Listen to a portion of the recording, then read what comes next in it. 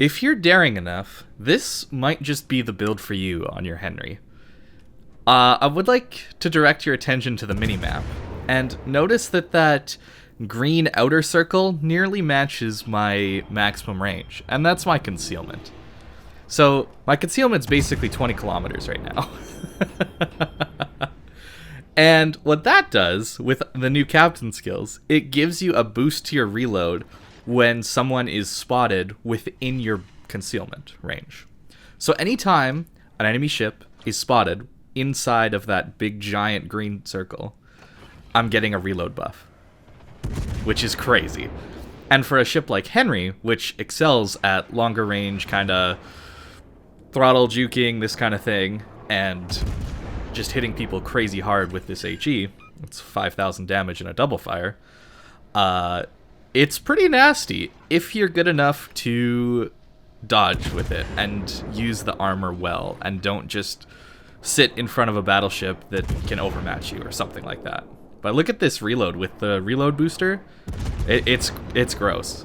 I don't know if I get lucky here or not, or if I get another fire or not, but this ship has insane damage potential. This is a lot like the original build that my clan commander actually runs, BFK. He actually runs it without a camo on it, just to really show people the build he's going for. I'd recommend you run camo because the extra 4% worse dispersion that enemy ships get is pretty nice. But yeah. And if you get better than I'm not even that good at aiming these guns yet because I haven't played this ship too much recently. So if you get better than I am, you'll be hitting people way harder than I am. And that was a 7k HE salvo.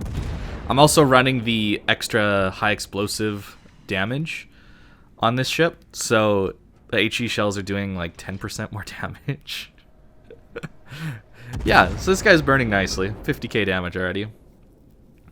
I've given up quite a bit of HP though so far. And you'll notice that I actually don't have too many heals. I think in retrospect I would probably try and get Superintendent into this build somehow. Because we're going to need our heals later. It's a balancing act with this thing. You actually want to take damage with this build. Your goal is to be around half HP most of the game, because that'll give you another 10% reload buff with Adrenaline Rush. So your whole goal is to be this insanely powerful HE spammer from the back of the map. And you play it basically like I'm playing it now. You angle away, you reverse towards the enemy, and you just spam HE at battleships and collect massive, massive amounts of damage. I think in this battle I could have done a better job at using my reload boosters. That's something that you'll get the hang of the more you play the ship. But using your reload boosters is, well, awesome, right? You get tons more damage. For whatever reason, I think I was just strictly saving them for when battleships damage controlled my fire to try and light that next fire. But I don't think I actually ended up using all of them, which is bad, right? You're just giving up DPM when you don't use up all of your reload boosts. So that's something I could have done better this game for sure. And I probably could have saved my health a little better too. Obviously, you don't know if the game is going to be a steamroll or if you're going to need your health later on to carry. So I was being a little reckless simply because I wanted the extra DPM just in case it was a steamroll and we needed to get our damage out. But averaging high 160s, 70s, 180s in this ship, I think is totally doable right now. Because it is disgusting the amount of damage you can output. We're nearly at 100k and it's been 5 minutes. And this is against tier 9s, right? So, for the most part, right? So, they burn for a lot less damage per tick. Simply because they have less health. So, we could potentially have had more if we had found a tier 10 battleship to pen, that kind of thing. The nice thing about the Henri is it does have the big giant guns on it. They're 240mm guns, I believe.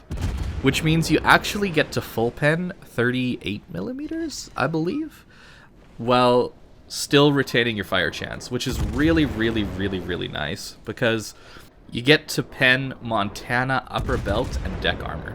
As well as Iowa, North Carolina, Massachusetts, all these things. But the American battleships, their kind of thing is that they had a reasonably tanky deck and upper belt armor to HE because it's 38mm deck and upper belt. But this thing doesn't care about that. It truly doesn't, because you actually get 40mm of pen.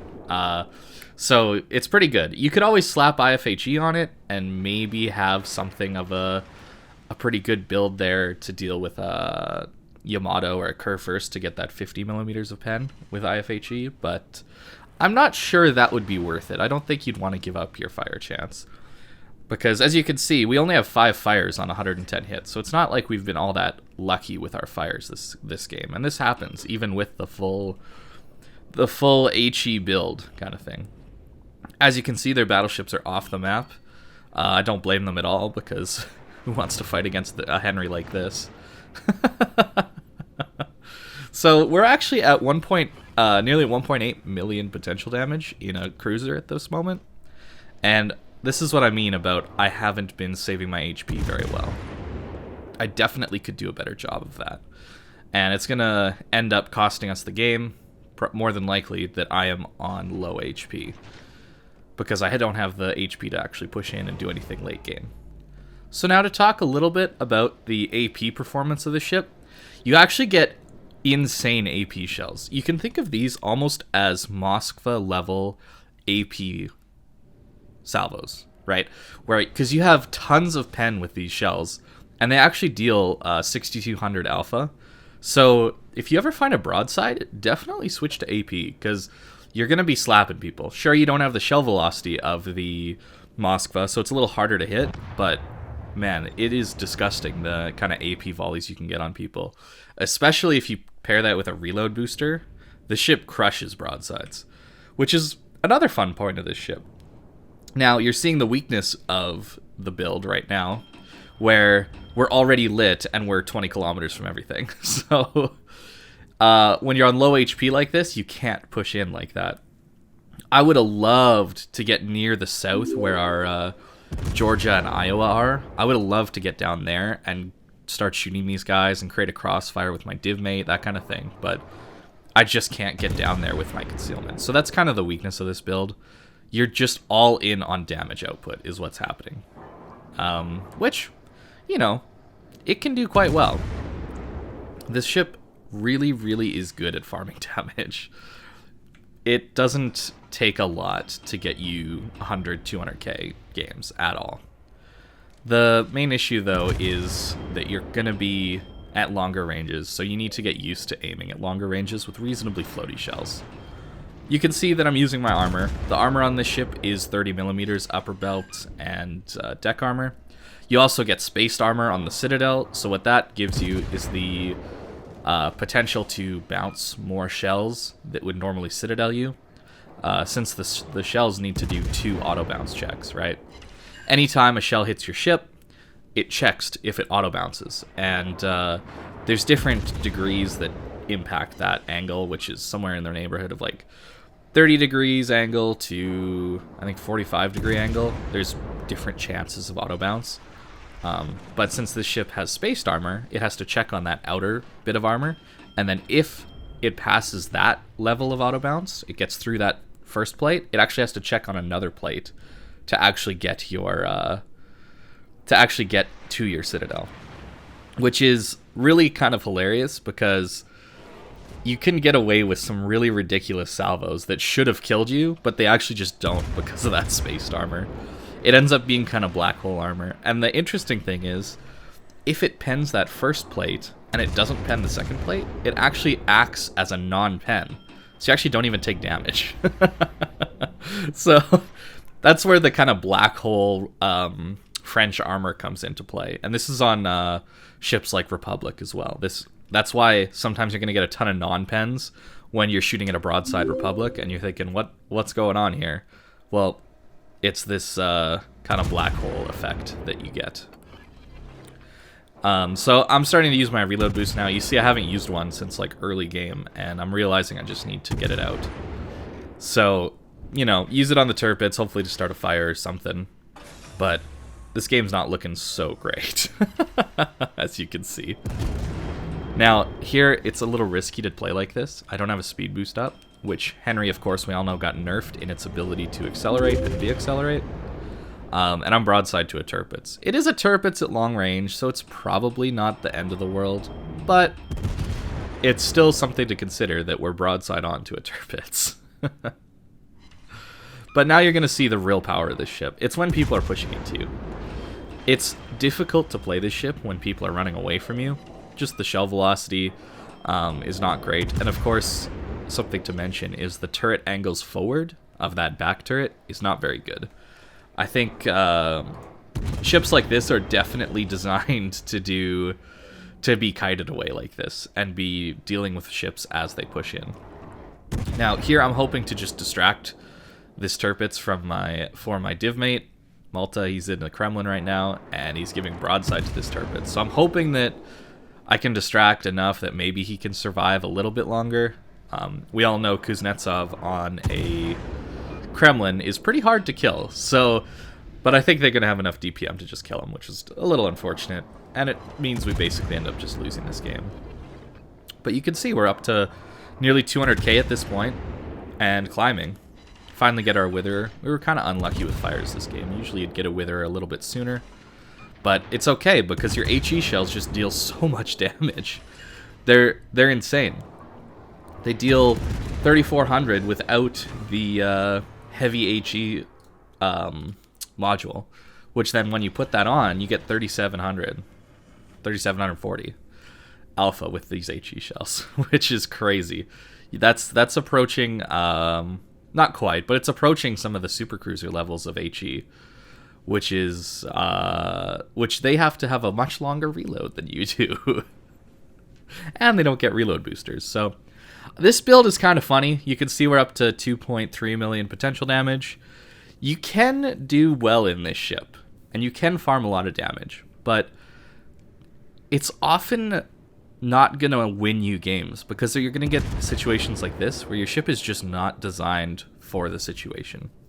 Pushing in and trying to get things done late game is not what this ship is good at. It is massive, and when it's pushing into you, it's actually really, really easy to hit. Obviously, when you're kited away, it takes longer for the shells to reach you, and it means that you're a little bit harder to hit because of that. But this ship is just so massive that it takes so much damage when you push in. And you can see another heal would have been really, really nice here. Really, really nice to help me win this game. But it really wasn't to be, especially with this DD able to just farm me out here a little bit. And again, the concealment is coming back to bite me. We get the DD, just rush him down. Basically what you want to do in scenarios like that, you want to fake like you're going one way, because normally DDs save their torps until you get really close. So you want to fake like you're going one way, and then when you're about to proxy light them, stop and go a different direction. And that's generally when they're going to shoot their torps, is when they're about to get proxy lit. That's usually a good plan of attack. It obviously doesn't always work, and Hydro is definitely something you could run on this ship. I'm just terrified of Richtoffens and Hakuryus with their AP bombs in this ship, because you are so big, and your AA is okay when your defensive fire is up, but when it isn't, you're just going to get blasted by a Richtoffen. So give this build a shot if you want to try a very risky, damage-focused Henri. This is my first game in this ship after this patch, and we did all right, but it's unfortunately a loss, but our damage output was pretty nasty, I would say. And then at the end of it all, we end up with just over 3 million potential damage. So that's pretty hilarious for a cruiser without all of its heals. And, 242 damage, it's pretty solid. But we ended up losing, and that's kind of the downside of a Henri, is you often lose games while you're farming out all this damage. So the build I was running on this ship involves basically everything to get you more DPM.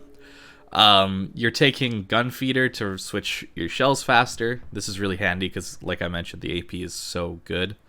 I take priority target simply because your concealment is disgusting. So it is nice to have. You could switch that out for incoming fire alert, maybe. I really dislike this skill though. It feels to me, I'm not saying this is for other people, but for me, it feels like I'm just admitting to myself that I suck and that I need incoming fire alert as a crutch. That's just what that consumable or this skill just says to me. Something to change would be for AA, because you do get slapped by the CVs. Now, heavy HE and sap shells, it's really good. And that combines with top grade gunner, because you get an 8% reload buff when people are within your detection range. And so making your detection range worse with the heavy HE skill is actually a good thing with this. Now, I have outnumbered right now, which if there's more visible hostile ships than allies within your firing range, you get a 10% dispersion buff and an 8% speed buff. I don't think this is worth it, because you're usually going to have more allies within your range, because even if you go onto a flank by yourself, you have 20 kilometers of range. So I don't think this is actually very good. I would, in fact, probably switch this out for Superintendent. I think Superintendent is much more important. This is a very niche skill for 4 points. I don't think I would run that. I would probably sit the captain to something like maybe even like that.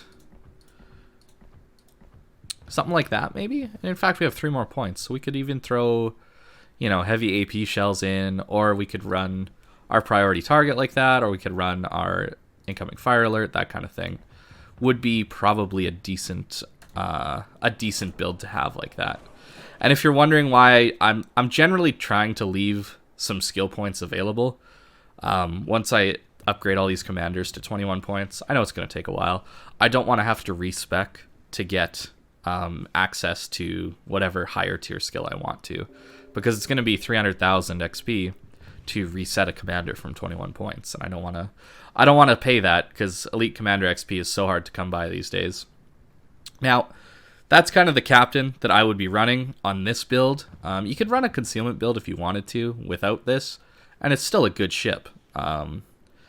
But this meme build with no concealment, right, 20.3 kilometers of concealment, is pretty fun to play. It's dangerous, and it's pretty action-packed for how long range it is. And that's what makes it fun. Part of it is obviously the legendary module, or unique upgrade, or whatever, which gives you better range, better reload at the cost of your detection, which also just plays into the build. And then, of course, we're running reload. You could run range, I guess, but the shells are so floaty. Maybe you run range just with how passive things are these days, but I think you want all the reload you can get. You get 10-second reload. With the 8% buff, you're looking at nearly a 9-second reload, somewhere in there, which is just insane. And I do take the turret traverse mod over aiming systems, because you still have a 32-second turret traverse. So maybe that's something to consider on the captain, is grease the gears. Yeah, you get a 28-second turret traverse. That's probably something to consider as well, because the turrets are slow. Engine boost mod, pretty standard. You want to have the best propulsion you possibly can for the most amount of time. And then the defensive fire and hydro is up to you. But that's kind of how I run my Henri right now. The ship could be ran as a concealment kind of build if you wanted to, but in my mind it gets a little bit too close to the way other cruisers play then. You may as well play like, I don't know, a Zao or Venezia, that kind of thing, as if you want that stealthy big hit thing. I think this makes Henri unique and interesting to play, and that's why I run this build like this. So thank you for watching, guys, and I hope you have a great day.